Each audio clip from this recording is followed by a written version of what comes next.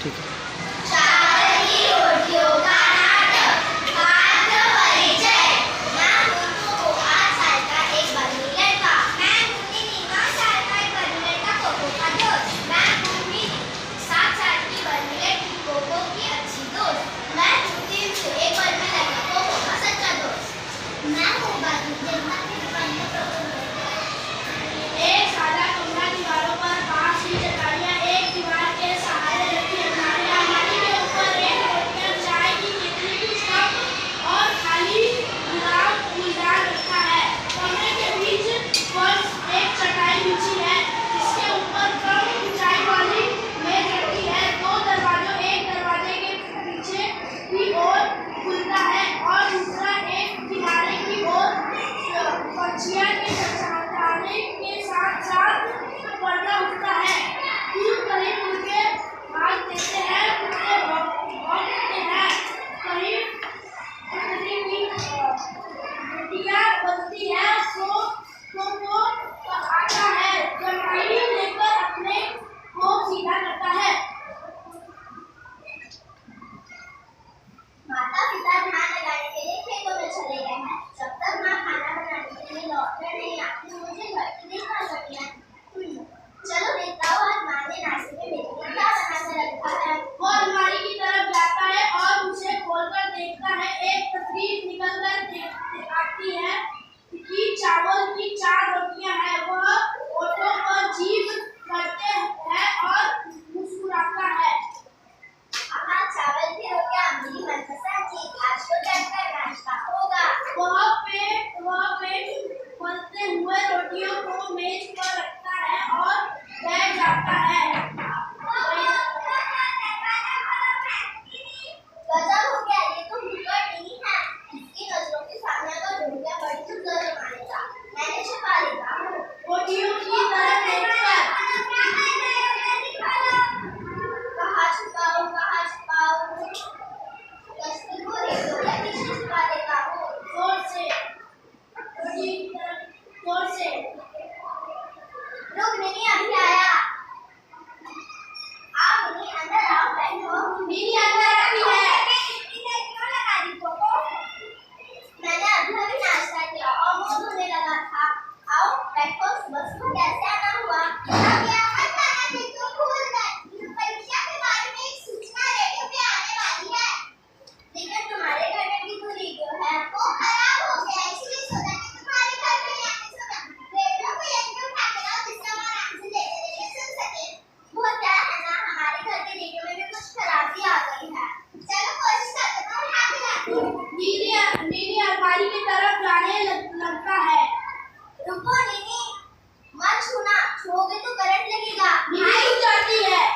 भाई मैंने तुझसे छू ही लिया था, बट सूचना जरूर सुननी थी। कोई बात नहीं, मैं पीछे के घर जाके सुनेगा। क्या तुम आओगे? नहीं, अच्छा फिर मिलेंगे। नीनी तेजी से बाहर निकल जाती है, बड़ी सांस लेकर। बच्चे, अब चलकर नाश्ता किया जाए। मेरे पेट में कोको तस्वीर उठाकर मेज के पास आता है, एक रोटियां खाने लगता है। तभी दरवाजा पर दस्तक सुनाई देती है। बाप रे, यहाँ तो मिनी है। इसको रोटियां उतनी पसंद है जितनी मुझे पसंद है। मैंने छिपा देता हूँ, लेकिन कहाँ? वो तो खाने की चीज ढूंढने के लिए सारे कमरे की तलाशी लेगी। फिर दरवाजा खटखटाकर कहाँ छुपाऊं? ठीक, कमरे के चारों तरफ देखकर ठीक इस फूलदान के अंदर ही छुपा है। कोको फूलदान में तस्वीर रखकर दरवाजा खोलता है। नीनी कागज में लिपटा बंडल उठाकर कमरे में आती है। तुमने दरवाजा खोलने में इतना वक्त क्यों लगाया?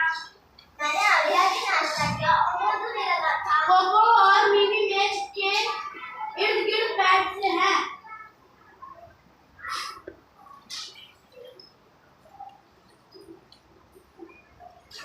मुझे अभी तुम्हारे माता पिता की बड़ी माता ने कहा कि उन्होंने तुम्हारे लिए चावल की रोटियां बनाई। मैंने सोचा चावल की रोटियां, हाँ ठीक हो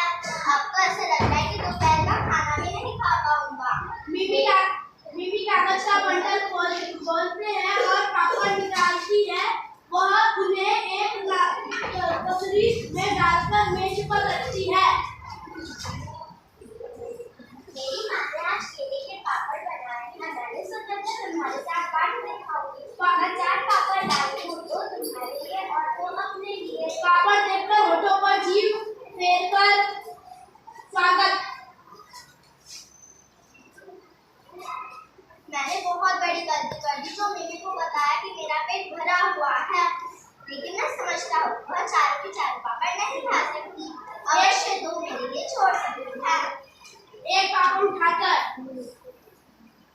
तुम्हारी बेटिया बदकिस्मती है कि तुम्हारा पेट बिल्कुल भरा हुआ है और तुम कुछ भी नहीं खा सकते।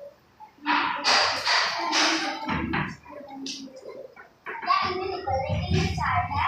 हाँ, अलमारी पर रखिए, मैं लेकर आता हूँ। कोको चाय की केतली और 2 कप उठाकर लाती है। मिमी 1 कप में चाय डालती है।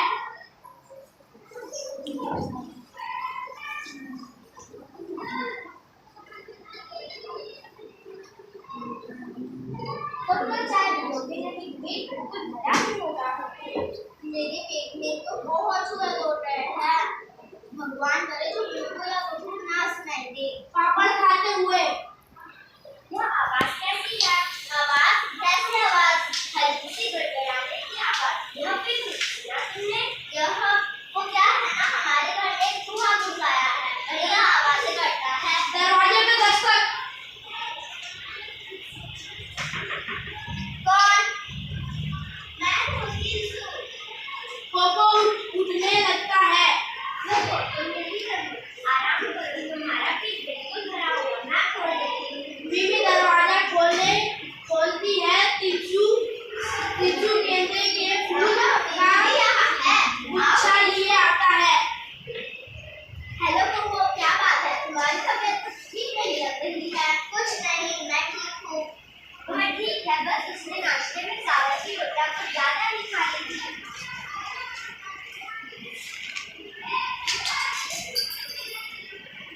आहा, केले के पापड़। मैं कोको के लिए पापड़ लाई थी, लेकिन तभी उसका पेट बिल्कुल भरा हुआ है। तो क्या तुम इन पापड़ों को खत्म करने में मेरी मदद करोगे? तीचू एक पापड़ उठाकर खाने लगता है। मिमी उसके लिए कप में चाय डालती है। कप देकर यह लो, चाय के साथ खाओ। चाय की चुस्की लेकर होठों पर जीभ फिराकर। बहुत बढ़िया चाय है। मेरी खुशकिस्मत में इस वक्त यहाँ आ गया। तुम्हारी खुशकिस्मत और मेरी बदकिस्मत। मिमी और तीचू एक पापड़ खा लेते हैं और मिमी दूसरा उठाती है। एक बार खा लो। नहीं, मेरे लिए तो एक ही काफी है। आधा जब खा लो, दूसरा आधा मैं खा लूंगी। जो इतना डायरी की तो हो, मैं ले ही लेता हूँ। चलो, एक तो पापड़ मेरे लिए रख रहे हैं।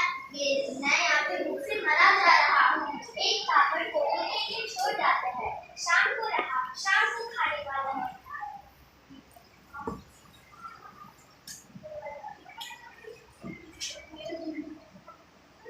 आवाज कैसी? तीचू और मिमी पापड़ खत्म करते हैं। कोको कहता है कि यहाँ एक बड़ा चूहा घुस आया है, तभी ऐसी आवाजें करता है। ऐसा लगा कि इसका पेट भूख से बहुत गुदगुदा रहा था। तीचू और मिमी पापड़ खत्म करते हैं। यह फूल कैसे है? हाँ, मैं तो भूल ही गया था। मेरी माँ ने कहा है कि कोको की माँ ने कहा कल भी एक दुकान से एक फूलदान खरीदा था। उन्होंने यह फूल उस फूलदान में रखने के लिए कहा है। इधर देखकर उसे अलमारी के ऊपर फूलदान दिखाई देता है। वह रहा फूलदान अलमारी पर। मैं रख देती हूँ। नहीं, रुको, क्या बात है? यह फूल वो क्या है ना, मेरी माँ को इस फूल से एलर्जी है। जब भी वह इसको देखती है, उनके जिस्म में फुफुरियाँ निकल आती है। अच्छा, ऐसी बात है, मुझे पता नहीं था। चैन की सांस लेकर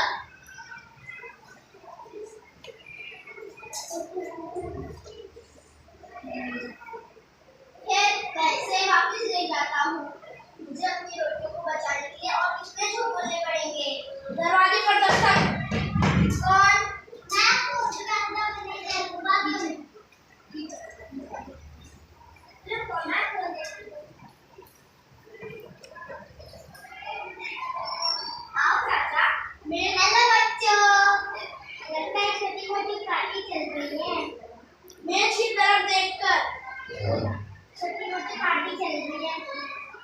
बैठो चाचा। बाथरूम मेज के पास बैठ जाता है। चलो आप पापड़ खा लो। कोई ऐतराज नहीं, बहुत दो। बीवी अलमारी की तरफ जाकर कप ले आती है और चाय डालकर खुवातुन को देती है। यह लीजिए, चाय के साथ खाइए। कप से चुस्की लेकर। क्या मजेदार चाय, खुशबूदार ताजगी लाने वाली है। चाचा आपने नाश्ता कर लिया? अभी किया नहीं, मैं सोच रहा था किसी चाय की दुकान पर रुककर करूं। चाय की दुकान पर जाने की क्या जरूरत है, आप यहाँ पापड़ ले सकते हैं। लेकिन मैं तुम्हें से किसी का हिस्सा नहीं मानना चाहता। कोई बात नहीं चाचा, हम सबके पेट भरे हुए हैं। बहुत बहुत शुक्रिया। उंगली से गले को छूता है।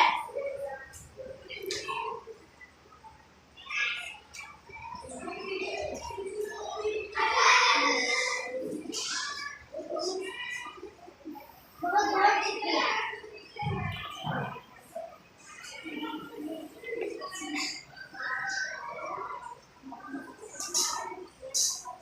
ये आवाज कैसी? तो कहता है यहाँ एक बहुत बड़ा चूहा घुस आया है, वही ऐसी आवाजें करता है। मुझे लगा किसी का पेट भूख से किड़किड़ा रहा है।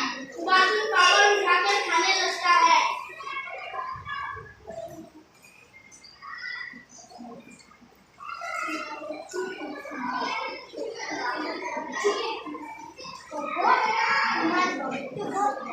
ठीक है ना, कुछ नहीं चाचा, मैं बिल्कुल ठीक हूँ। बहुत ठीक है, बस उसने नाश्ता बहुत बेहतर किया है। खुवातुन पापड़ खत्म करते करते हाथ से मुंह पोंछता है। वो तुम्हारे यहाँ हमारे साथ जान लाई थी। इधर उधर देखकर। हाँ, वह रहा फूलदान, लेकिन उसकी क्या आवश्यकता है? तुम्हारे खाने नीला फूलदान खाना था, उस वक्त मेरे पास वह रंग नहीं था, तो वह गुलाबी ही ले गई। खुवातुन अलमारी के पास जाकर गुलाब फूलदान उठा लेता है और उसकी जगह नीला फूलदान रख देता है। पोपो, मुझे यकीन है तुम्हारी माँ नीला फूलदान देखकर बहुत खुश हुई। अब मैं चलूँगा। शुक्रिया। Good bye.